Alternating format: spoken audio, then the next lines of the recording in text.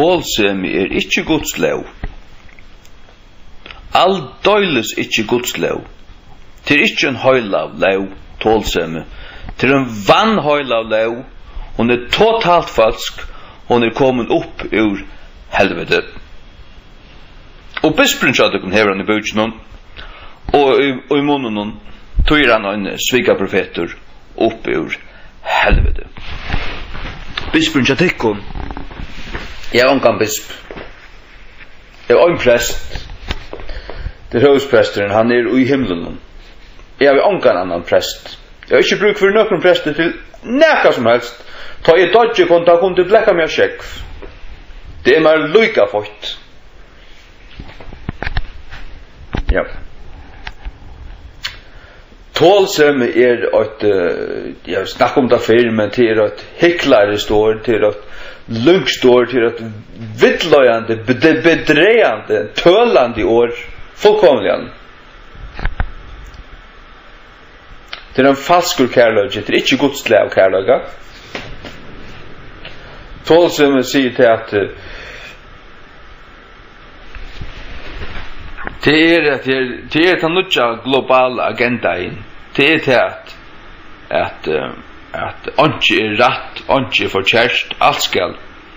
Du er ikke lov til å si at noe er rett og hatt det forkjærst. Du er ikke lov til å si at noe er sint. Bibelen sier at ting er sint. Og Gud sier at ting er sint. Bibelen er Guds rødt. Så at han den tålsimmen hun kan røye ur henne. Så langt som førske fjellmidlaner og førske politikere og førske prester halda tålsimme fram som haksta lov i landen, og så kommer jeg spotta tålsimna tjatakon, hatt han helvetes likt.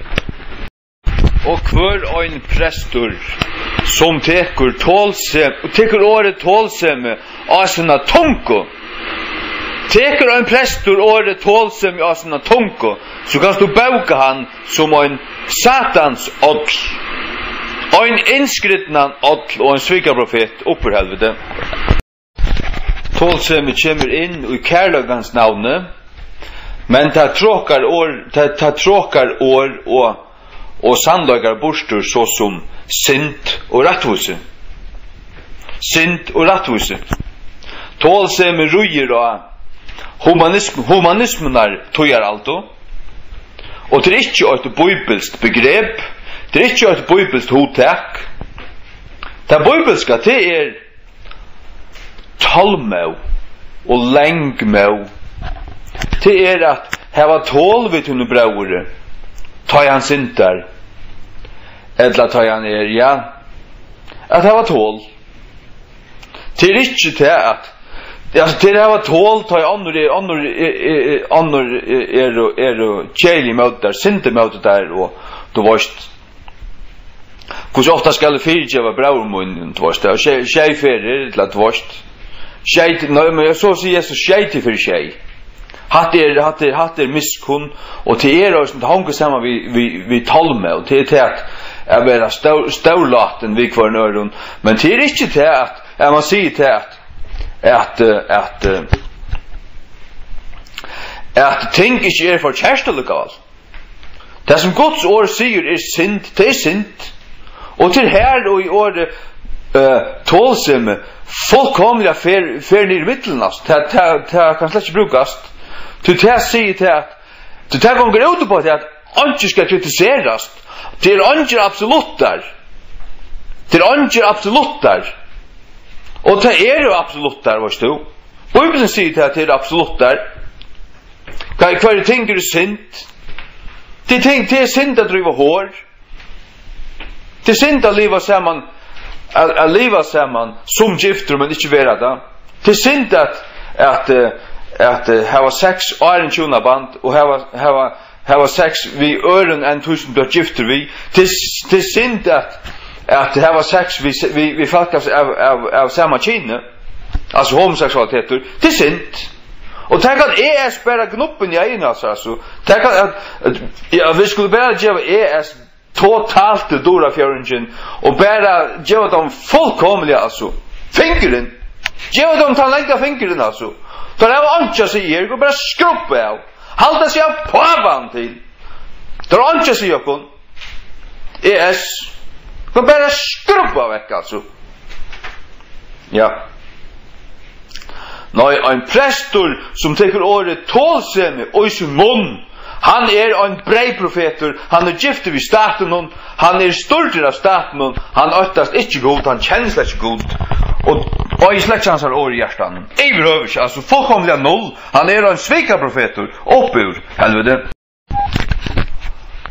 Talmau og tålen mau, til bibelsk år. Til år som standa i bibelen, alle bibelen. Vi skulle være talmau i. Det vil si at hvis vi har en bror i herren, og han vojkur, men han tvorst, så skulle vi skulle ha tål, vi tar med mautluktlo. Stendur Thessalonikebrevnen. Og amen at jeg flutjalio, hava tål, vi tar med vojko. Eller okka til vojko, og hava tål vi ötluna. Det til at ta en bror som vojkur, men han vil, men han snavar. Og du han som skal hjelpe honom. Så skal du ikke missa tål vid honom. Du skal elska han snavar tvorst. Og han sier, eller han gjer her akkurst. Han snavar motvist her, han valgte her moinboa. Eller han kanskje sier okkur som han spurt sagt, så skal det ha tål. Til han avveis, altså han akkurat byrja å ganga vegin, til å ha tål vid noen. Men tålsemi slett ikke det her. Tålsemi, skal jeg si til hva tålsemi Tålsemi til at du skal gauteka annor som tar versen til syndere til og ikke ha lov til å avtale det. Tog tålsemi utur helvetes, oppur helvete og utur satans av munne. Og altså bisperen sa han kan vente seg han kan vaska dette år utur sin munne. Og inntil han gjør det, så kommer jeg kalla han en svika-profet oppur helvete. Og et helvetesbad. Og en satans unka. Alle som han Jekvann Fredriksson. Helvetesbad. Så du tar jeg nu antikrist.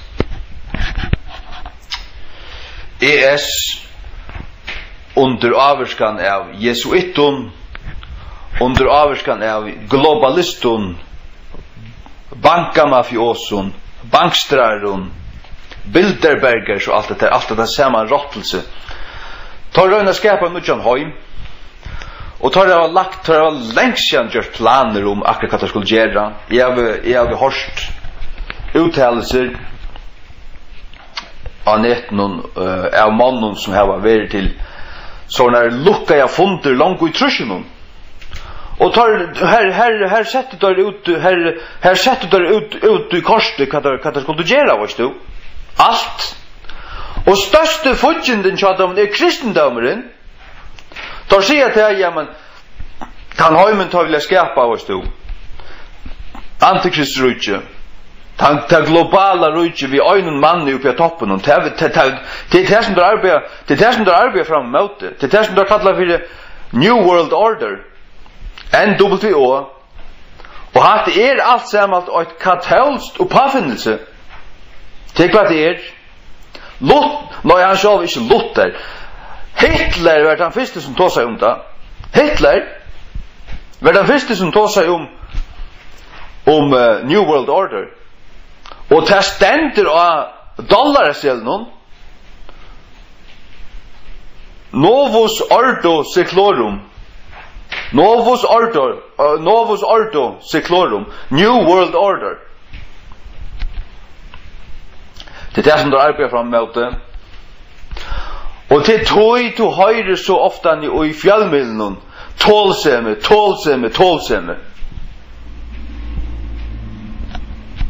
Men det sint ut, til møte gode, til møte Guds åre, og tar vita til at de radikale og kristne, de kommer være de tar største fudgjendene av dem. Ja, tikkert største fudgjende. Tikkert største fudgjende. Tid som tar seg for globalisering det største futsjende. Altså, det vil si at en som omgått kommer å badja med for det aldri, først skal i fangsel resten av løvene. Først skal det køyrast av en femakamp og dodge hungre. Jeg kommer aldri å ta et merke inn i høyre hånd. Jeg kommer aldri å genge vid til et pengalest system her som jeg skal ha et tal og et merke i håndene eller i pannene for å kunne kjøpe og selge. Til det som dere har planer å gjøre langt ut 2016. Globalt. Det har dere planer om det kommer å lukkast, det vet jeg ikke. Sagt du, vi som kristen, vi øya vera gauer borgarar, fyrirmyndalige borgarar, gjalda kvarjun sutt, ikke skilta og vera fyrirmyndalige pene borgarar, til vita vi øtle farjun. Til vita vi vel. At en kristen øya vera pent, hampeligt, ordentligt menneske. Men tar det smuja lauer som ganger med det godsløv, så kan det eta lost. Så kan løgmeren så at du kan eta lost, altså han talsmarer for ES og alt det der. Han kan smyrja lost til grunnen av seg. Det kan han kan.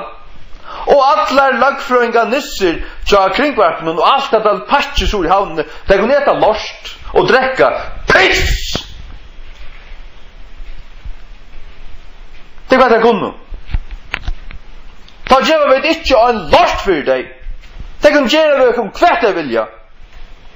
Men sjåvande, øyne for kristen var til at okkara krutsk, okkara strujas, okkara bardei ikkje vi ståle. Lukka som Charlotte, han fører ikke ut vi svøre av bergast. Han fører ikke om han til Vatikanen vi en svøre at det er tjoppa høtt av pavan. Nei, han skriver om han. Han avslører han. Og til okkara våpen. Til å skriva og tåsa og avduka og se sannløykan så at sinnene til folk ikke vil oppleten. Ja, hver kan styre det så? Hvis du først får nekv, så kan han ikke styre det. Til egentlig det her. Bardeien og det ikke så øyla nekv vi stalig sånn ekka. Men det vi vitan.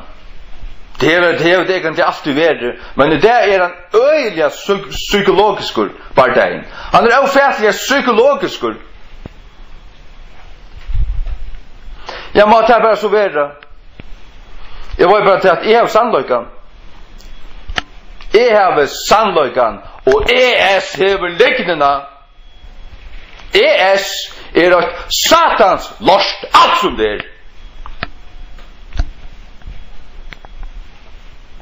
Jeg er i Europa trufalt halleluja. Jeg er ikke lovsång. Jeg er ut i høyleien dans. Hvis jeg hørte det at onker araber er sprangt ES til helvetes. Jeg er jobbe jalla der vi er glæver altså. Atlan ES bygningen til helvetes. Vekker du. Funnet seg til Jeg er ikke felt ått her. Jeg er ikke helt av kjeiligt. At det er en helvetes instansur. Alt som at det er.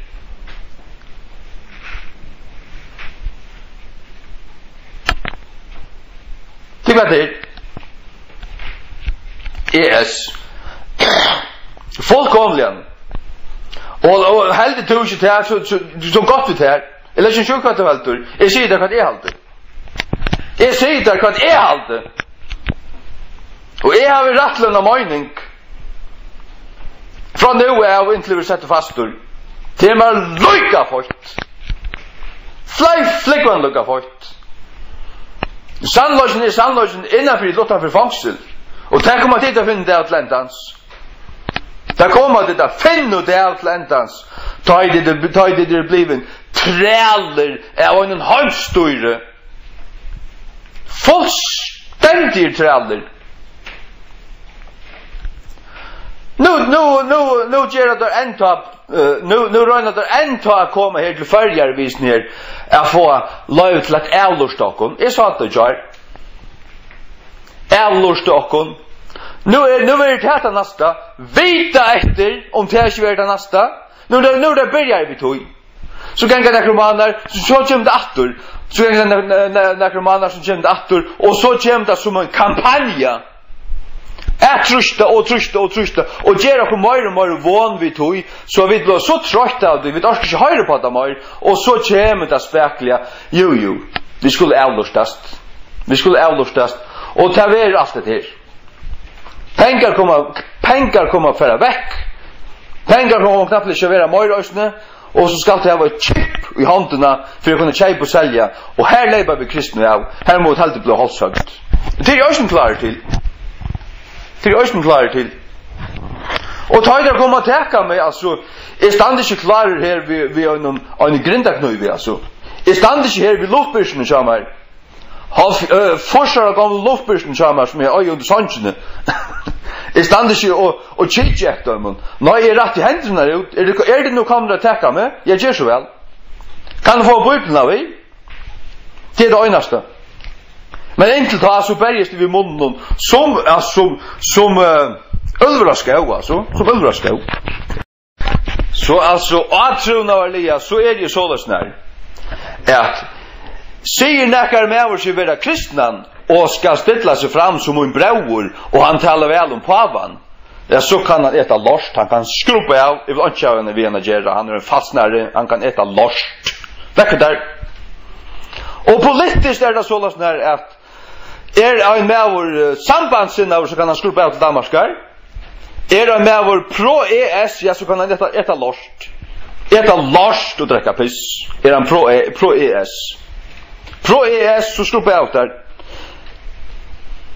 Och bäge politiskt och atrunarliga är det så att höjre en man täcka året tålsem i sin mun. Ja, så kan han äta lorst. Kan äta året tålsem. Och det är året 12 som är en längre lortur så kan han bara äta det. Allt som det är. Och om stått att höj värda så snärt. Nej, jag fick ett läsarbrev, ett sort brev sändande från en som heter David Cloud till en kristen ägglöjare.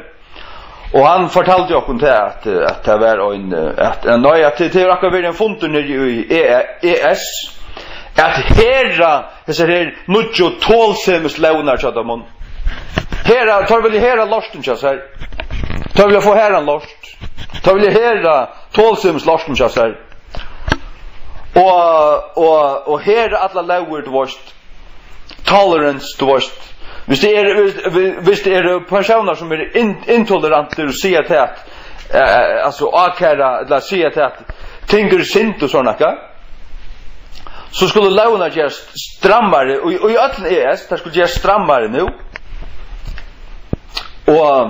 och det hänger östen samman vi alla är avlustingen tar vill jag lusta folk av vita skrassätta dig som inte är nu kompatibel till att det är mycket samfället tar alla bedja upp och här var det skrassätt och fylja väl vitt dem och så till ända skulle launa vara simpelt än så att tar det var totala fullmakt att häver du näka som helst uttala sig om näka som helst så kan du bara vara teaching du varst bara i fångsel där ja hatt det är framtiden tid hon är totalt satanisk och diktatorisk och tar som sitter på toppen och tar inte gåor det kan se det kon tar det näcker helvetes vänner just väl men fan är det helt inte jag säger det kon akkurat vad det är och det tar jag så göra utan att blocka vi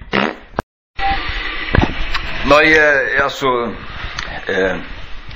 så är det 2009 så är vi nästan inte annat just än att fyllt vi och ägglöjt varst du.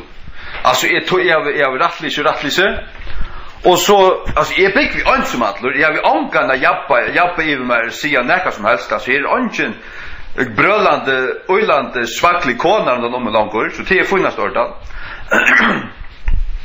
Jag kan ge så ta i alltså självatten vänjer dig alltså. Jag sitter inte framför självatten nej. Jag har ett anlägg som är kör ut tälterna var stå. Kraftiga högtalare en subwoofer och allt möjligt 18 tälterna och som brukar sån egna streambost så att hvis jag downloadar några film och kör det härifrån så gör det bättre än skärmar på alltså. Och jag har en rumla gå att helt då alltså flat alltså ja flat skärm så där. Laptop ja. Laptop. Nej, jag ska säga det att så har vi bara sitter högt och ägglott och men jag arbetar det något trivialt som jag vet bara det här då vi bara alltså så jag så färdig ut av YouTube och så sitter bara vi har mikrofonen på öronen så hittar jag omkring gåen alltså om King James och om ända tojarna om konspirationsteorier och kvart sån var det alltså och när jag ska säga det kan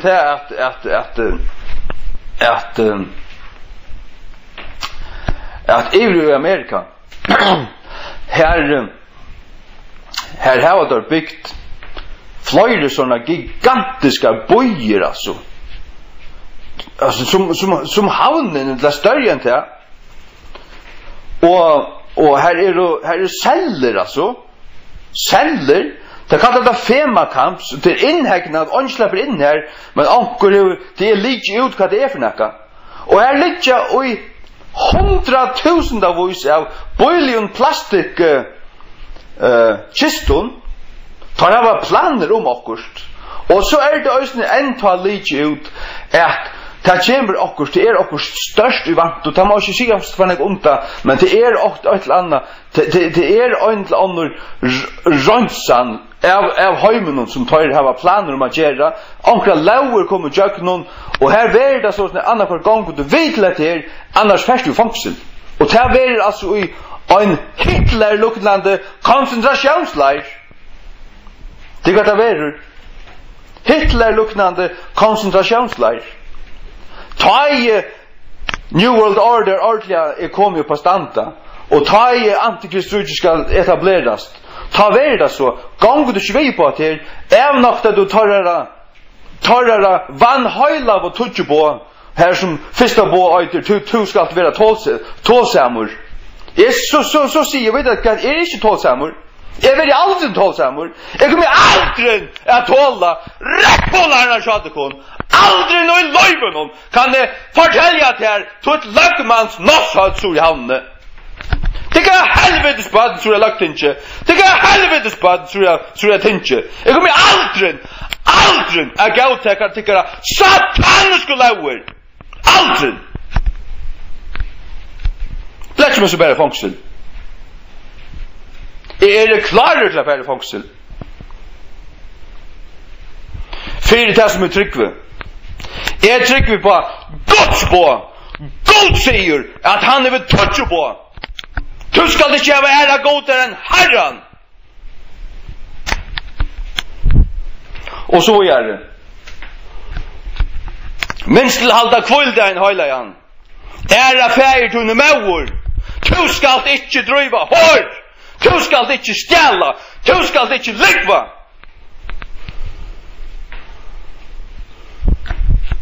Tere møyne på. Att det touch boy det då ska sätta det utan att boy nu så kollan jättlor. Men här är inte boy som säger att du ska vara tålsamor. Och tala syndna körum och inte jag låta säga att jag hade synd. Hade det på ur satans munne och ur bitsens munne. Jag så till helvetes vettar Jakob Frösson. Du var vända där om till helvetes svikar profeter. Du var ikke min bispor, du var ikke min bror en gang, du var den baden opp for helvete hva du erst. Det kan du bare takke du kan have. Du er giftig vid staten og du er giftig vid satan, du var aldri ved god å gjøre. Du er et helvetes baden, du er et helvetes baden, du er et helvetes baden.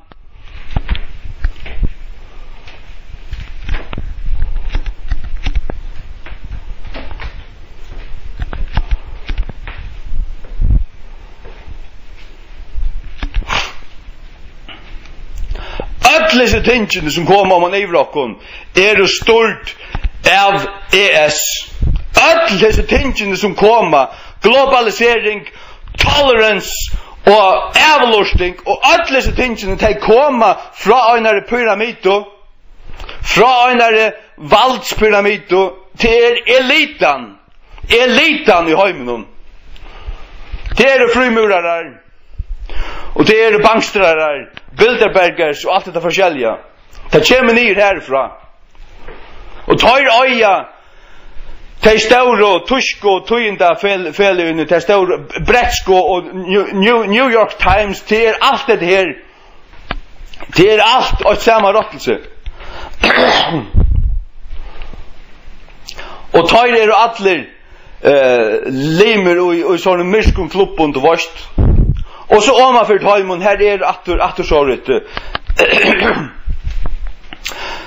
En sånn valdspyramida, og så det bare nekker, kanskje en 24, eller 30, jeg var ikke et landa, som styrer til heimen. Ja. Og tar hava planer om at gjøre heimen til en marxistisk heimsdiktatorstat. Det er Hitler-luknande, det er SS-luknande. Hekka til politien i Amerika, tar køyra vid tanksun, tar genga vid maskinperson, tar boka folk ut av gøtene. Det kan de gjøre. Og tar få bo om det. Jeg har hørt omkran politist i Amerika som sier til han fikk bo fra sin hakstu mannen, skjauta folk. Og sækles folk, og folk som mot av mot at slå av deg vi en kallot, det var ordentlig, altså, til simpelthen blir vi antar i det, og han sier, nei, ta nok deg han. Han ble kortur på det. Han ble sæksøkter på det. Han skulle refsast for ikke vilja drepa folk, altså sækles folk. Det pura svakt der i det. Politiet i Amerika til dømes blivit korruptare enn falskje. Tar fudgjenden, tar største fudgjenden til falskjen. Større fudgjenden enn gangstrarene. Så galt det blivit. Jeg gav oss at jeg ikke kommer her til Luttle Farjar, okra Luttle land her. Du skulle halda ES av håndan til vekkjane. Jeg har det fra en tøyendafalskje. Det er så mye frukt at det er ikke morgen, akkurat en vik og gammelt.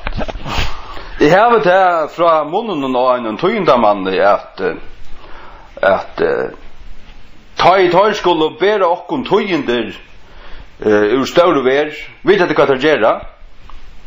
Tar færre av okkurst The Sun, eller The Guardian, tar færre inn av seg større tøyenda portalene, okkur tokstøysene, og New York Times og så rett. Og til herfra tar få sin tøyender, som allheims tøyender. Ja, men jeg spurte kvoi, ja, men det var hadde ikke råd til at det var tøyendafolk i Israel og alle stedene, vet du hva? Det forstendte man så. Men så forstendte jeg sammenheng ut i høyla. Ja, men til han så Rupert Murdoch, som eier, jeg var ikke hvordan større part, av mediene og jeg til heimen. Han eier det alt det høyla. Med parten av til Bretland, New York Times, han eier bare alt, Rupert Murdoch. Og han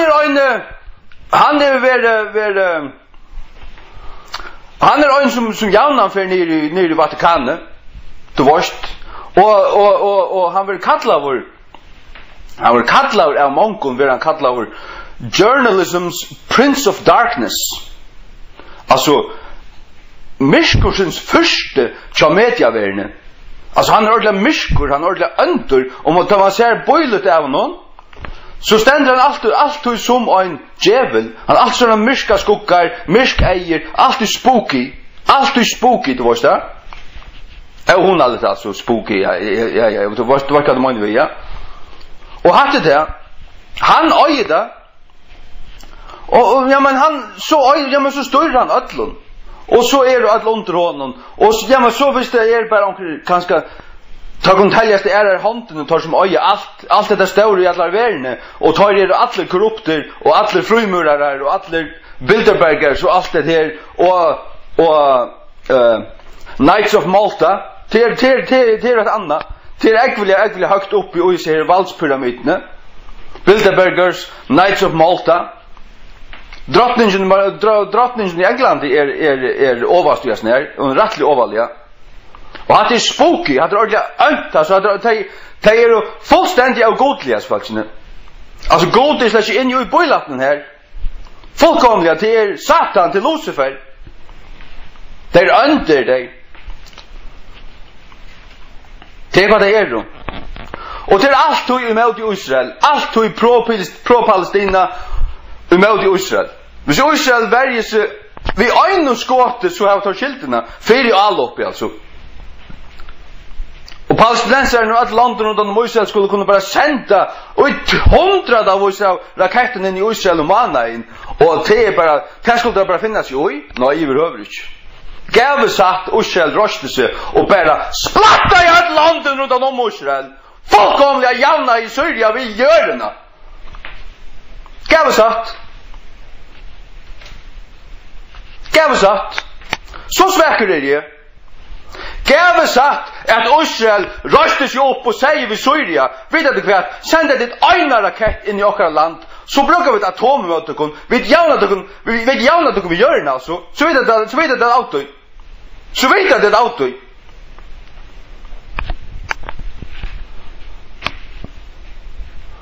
För det kvar raketter sända in i åkra land. Så splattar vi den bojtjatikon. Syria med Damaskus fist. Splatt. Väck med tikon.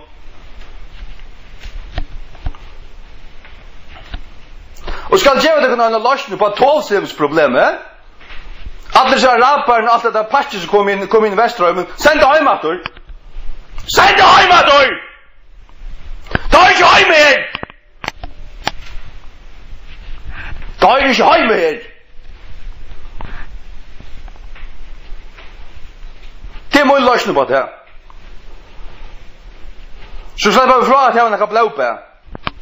Lät vara nere i svartaste Afrika, Saudi-Arabien här och loj. Tar inte hem mer, tar inte åkra land. Tar inte Västerrömmen. Byter så skruppe av. Heldur en intara.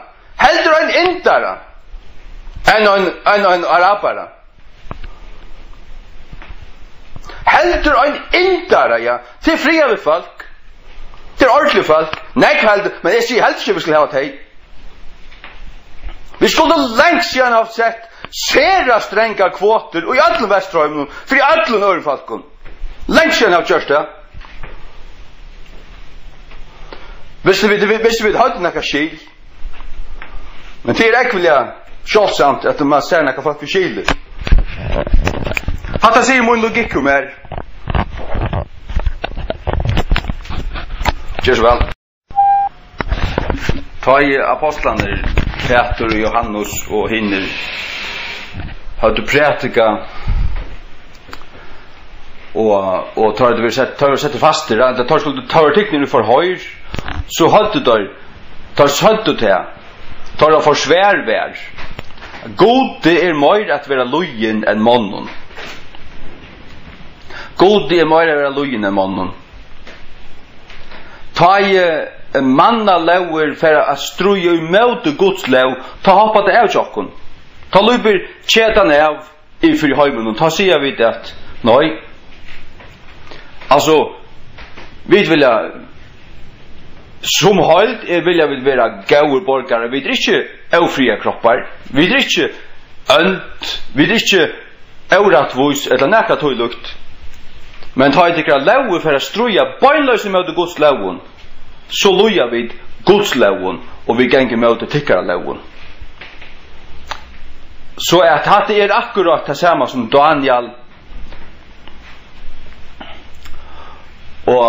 och han säger trudje vinner Shadrach, Meshach och Abednego måtte färre jöknon. Ta i Nebukadnezar rösti öna standmynd och säger till att ta i öll ljauførne ljaua og ta skuldu falske luta fyrir standmyndene. Ta luta og ikkje. Ta luta man ikkje. Ta luta du ikkje gane. Du som kallar det kristna. Ta i antikrist rujtje kommer att röjsa sig kött. Nu nästa alltså ja närmaste framtid innanför nästa 5-6 år nu. Garanterat alltså. Allra helst alltså jag ska inte garantera något men jag säger det är rock nu vitt alltså. Så må vi vara klara till att för fångsel. Vera bläcka in i eldovnen. Vera bläcka in i religionsbölle. Levna bölle. Det här var flöjleivor. The den of the lions. Tu är det levna bölle, det är inte leonsbölle. Här är det väl leonsbölle så var en leiva här. Här var flöjleivor. Tu är det levna bölle.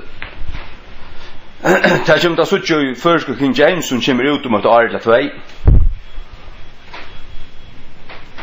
Ja. Vi ser livet så långt, vi ser höjmen ständigt så långt. Ja, man har att leva och för god som han säger så är man att leva som när leva alltså kvant det är som om det kunde vara sista där. Ja. Och vanta han åter kvant det. Men inte gevast att arbeta för han till att ja men nu så stort efter. Till som har sagt här med. Kvit höjt du bövna var jag till Jesus för att komma åter och så näka. Jag kan inte veta när han kommer åter. Kan gott vara han kommer åter om 100 år, men jag tror för han tar kommer åter. Så ska hemmen standa 1000 år trätt. Och vi skulle vara biblar i hjörne. Vi kunde på en dans med själva Toingar av Vatikanus och Sinaiticus och Alexandrinus av förskon. Satans perversioner, därför Jesus inte gautaka. Därför Jesus inte gautaka. Därför Jesus inte gautaka. Därför jag heller inte tåla. För min part alltså. Tu skall komma en röjn rött först bibel. Och han drar böjnen upp i sångerna för sjuksfär. Pura säkert. Vi loja Guds båtid, vi loja ikke manna på. Vi loja ikke manna på ta i teipa i strui møte for nøren. Ja. Ta loja vi Guds på og ta nokta vi loja manna på. Og så færre de eldovnen, så byt.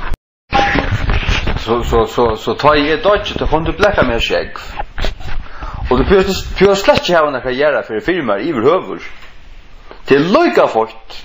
Om det anka göra för här och bara cykla mig ut, bläcka mig och check vas. Vi en tungonstöjning i böjnen. Det är lika fort. Ja. Det är man lika fort. Helt ur det än att mina bjärtaluständer mössnar i mig till det djur. Nej kväldur till att det anka göra för häva. Eller det köra vi en lastbil till okkur Forberg gångstaden. Och så läsa mig bara nyr. Lugga fort. Ja. Ja. Och så ska jag fortalt dig till min dodjande det att tålsemi dundrande falskt. Dundrande falskt. Satan den knorrlur lorstandian heldig det att han kan koppa bara allen heimen och vid ögonen åre. Och att åre så som lägger sig så amina dvorst. Lägger sig så amina och skall ödas för att samla allt till något gott. Men att det är falskt. Att det gånger emot det gode. Så må man vräka det här. Och stanna du emot det. Och avduka det. Att det är en agenda. En agenda. Och einaste hindringen, einaste foringen, fyrdömen, till vi kristna. Ta reast onkan annan. Det vidare det einaste som säger till att och vita till och alltså ha en samföring om till att okkara gott till god. Alla är godar är inte god och vi kunde inte renna samman vid öron. Vi kunde det slett inte. Det var långt i 2004 att kom ett pär upp ur Hetland här att vi jockon. Och vi snackade ut dig. Ett äldre synder äldre pär. Och det fortalte oss till att Støyresvalden i Bretlandet var bliven således när att de var färna läta troarbalkon stol och såna troarbalkon och rattendir du varst men så började det att sätta trejter vi det var till att öjna från året skulle vara onkel sån felax troar där vart varst alla tryckarna skulle mötas och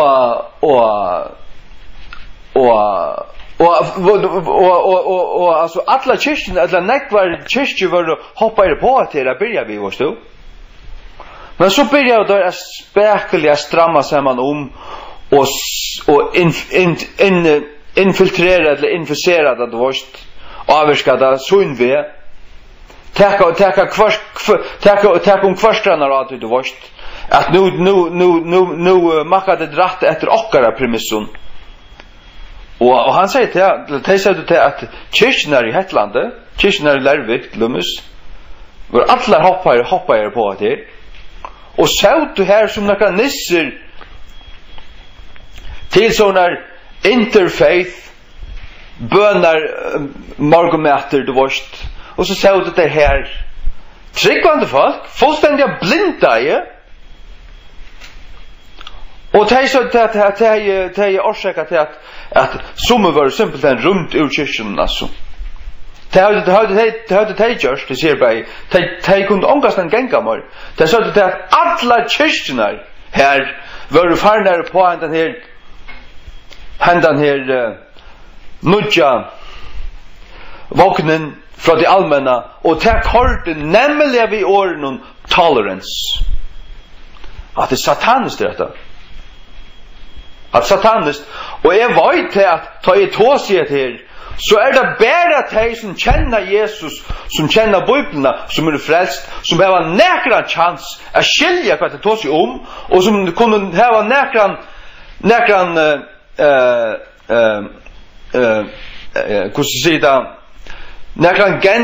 näkran klang att vad som kunde ha näkran klang och hjärtan till att lukka som höjra till det höjra sannlöjgan och just ner och hjärtan. Det blinda alltså det ofrälst så håller det med vara bort. Det var inte väl. Det mer lika fort. Om det lustar lite det du välkomna lusta, det mer lika fort om det lustar lite. Jag vet att det tås för en stor part till att avvärda och hålla dig frälst och verken och suttjande och klar. Att det inte blir tölt, att det blir standande till min uppgave morgonakanna. Det är det som är vojt, det är det som är följde. Men om ofrälst det var hål lust att det vita kvart det var väl det var lust i allt det vilja det var det inte ske av. Gav sagt att det må bli frälst. Gav sagt att det blir frälst. Vad säger han att det bakten knö point här nu och be Jesus frälsad han ger det. Gav Jesus frälst han som lustar. Några ofrälst som lustar. Kapra nu vid den heliga anda. Sannför han om till att han en frälstor fortaptor syntar som för helvete om man inte vänder om. Och halan upp ur undergången stod uppe hesa löto. Sätter han sina fötter av klätten och frälsan och Jesus Kristi namn. Halleluja. Och vaskan vi Jesus Kristi. Vaskan vi tunn dörra bara blåa och insiglan vi heliga andan. Och döpan vi heliga andan och Jesus Kristi dörra bara namn. Halleluja. Eller jag inte oj till halda muras veckan svagligaste mannen förjun till mig lika fort. Och då är det inte det bästa också om att finns jag verkligen du kan låta mig rottna, du kan låta mig ligga av göten. Det är man lika fort tar i färna lika väl. Du kan choppa med sånt och 20,000 petter och äta med som pinna med stöjt mig bara så väl ösne. Kryddar med stöjt mig väl. I är ju smash också väl. Jag vet inte gå med så nu. Det gör akkurat som du vill. Men det var bara till så lunch med livant här. Så kommer jag praktika det och så kunde jag det sannolikan utväge på framåt. Innanför alla utanför rimma. Det är nog så stottligt. Det är nog så stottligt att uppleva att det kan praktika. Jag pratar inte för 600 folk om dögnet nu för tiden och så sista 2 veckor. Dåligt. Alltså tid är så hjärtligt välkommen. Så hjärtligt välkommen. Tror jag att jag minns väl i när var det 2008. Jag var vid att bresta. Jag var så uppflaskad och så polerad och så jag var inte så filter att det ofta när jag följde att jag måste bara praktika och så stod jag bara omkring Jörnjongstad alltså. Och i Klaksvik, och i Havn, og Torgjun i Havn. 2008 jeg stod og brøla ut i Torgjun, vi er en bannare. Ja. Det er jo en som atler, og sammen vi 2 3 4 øyren. Men også folk lortet, det var 3, 5, 20, og en av pratikere for 15 Øslandingen, og Øslandskon, utanfor Bøyrashus i Havn. Søren Danstad. Tar bæv om det. Jeg stod akkurat her og sette jo en banner og skruva en sammen og gjør den klaran. Og så kom der her og spurte hva det var for nekka. Jeg sier at jeg får pratika. Lavit. Og jeg snakket ut her av Øslandskon. Så spurte der om jeg kunne pratika for Taimon. Det var færa folka. Jeg sier at det var føynast ordan. Tenk stod så her. Så stod vi framme for dem. Og pratika i 4 dem. Og i 25 minutter. Det er lort av etter. Og det var himmel og helvete fortapelse og vende og alt det høyla alt altså. Fortalte på Sebla Frelstor og de måtte vende og gjør det ikke til så før det fortapt i helvete i sånn akka. Da så det som det bløyk ut. Det er sikkert alt en hårdt fyr. Men det er sannhøyt. Det er sannhøyt. Det er som stender i bøypene til sannhøyt. Høyt i blotjen, tjoppa høyt i avs du vilt. Jeg skøyt i at det.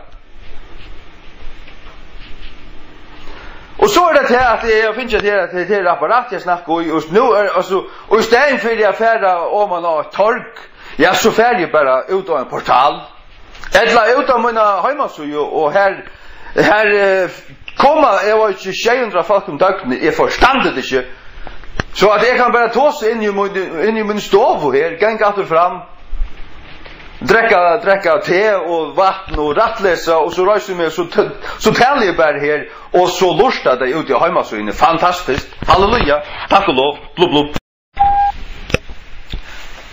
Legg merke til at Jesus var aldri fordømende for de i møtet om voiko som ikke visste bedre og som ikke visste bedre han kom ikke ved en knusande hånden i deg. Han sette mittelen deg og lærte deg og hjelpte dem å skilja Guds ord. Han bøyde dem med gledebåskapen. Han gav dem Guds rydde. Men hver var han strengeste møte? Eller hver var han strengere møte? Jeg tar vidt at det var fariseere nå. Hvor er det?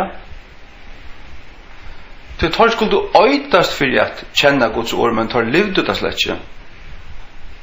Tar livdet det slett ikke. Tar hyklare. Tar hyklare. Og det er det som Jesus kritiserer mest.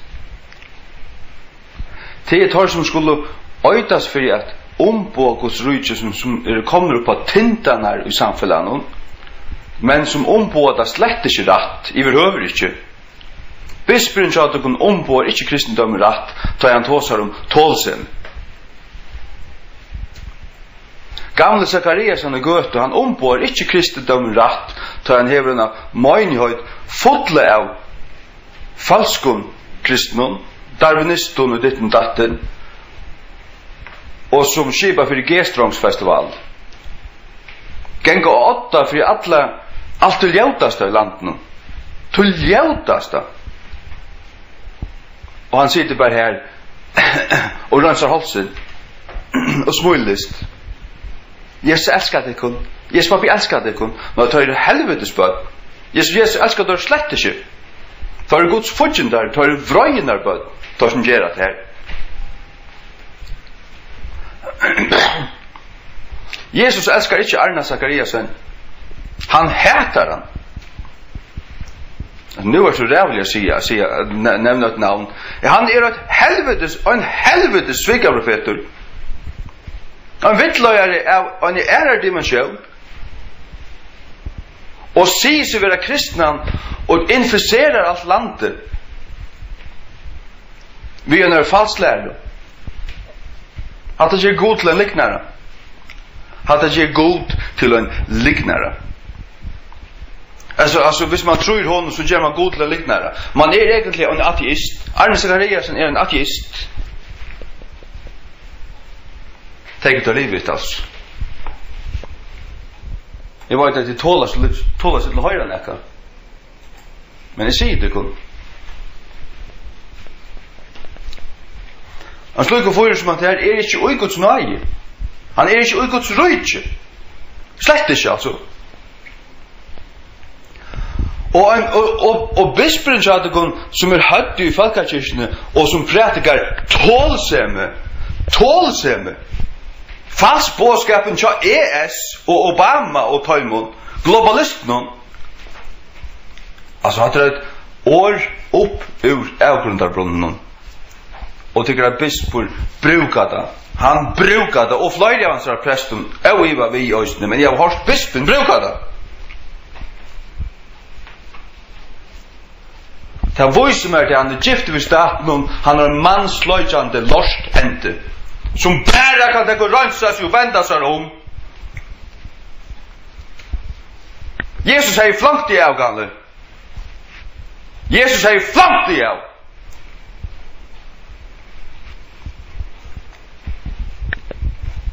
Du är en vittlöjare. Du ska avtala synderna i landet. Du ska avtala. Du ska nicka ta ett hever en gåan präst som tårer att tala sannlökan och ölasöko. Så ska du nicka och säga amen att det var sannlöjt.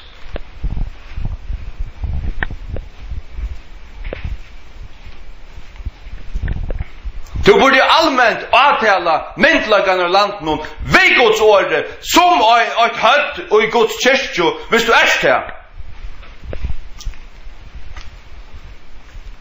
Ja, men så har jag mist starvet som här. Jag lärde så färda.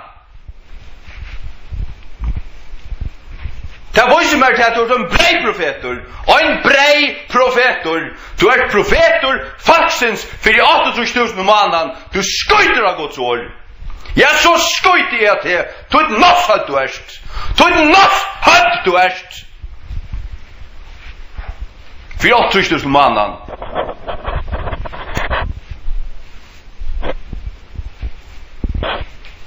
Omga respekt för det gång. Hvis jeg tid skøyte av Guds år, så skøyte jeg av tikkun. Jeg spytler det kun ut. Jeg spatter det kun nyur. Jeg kallar det kun noen helvetes borst. Og det er det.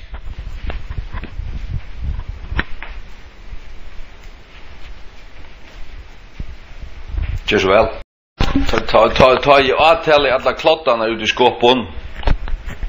Klottarna ut i skåpen. Jeg avtaler klottarna ut i skåpen. Fyrir at tar spalt og til brennevunnsball til klokkan 4 leierkveld. Fyr, og kom så i Guds hus. Og hvis du tar det gjør for kjærst, men vil du ikke vende om, heldur blekka av en mann ut for å si det, så satt du anker folk ved meg. Røy nu ver voisurkjører. Minst til hva stender David. Han hatta i sær voiselia. Røy nu ver voisur. Og jeg vet akkurat hva det skulle merke. Hva skal det merke? Sissa det nu nyur. Sier ikke nekka møyr. Sier ikke for nekv. Passa nu inn i slusen av galle. Finn nu tunna hitl. Og halt mun. Vi vet det her er korrupt, men ikke sier det. Jeg tog det vel å sutja til. Og jeg gikk bare stikk motsatt. Jeg brølla bare så hardt som jeg orska i.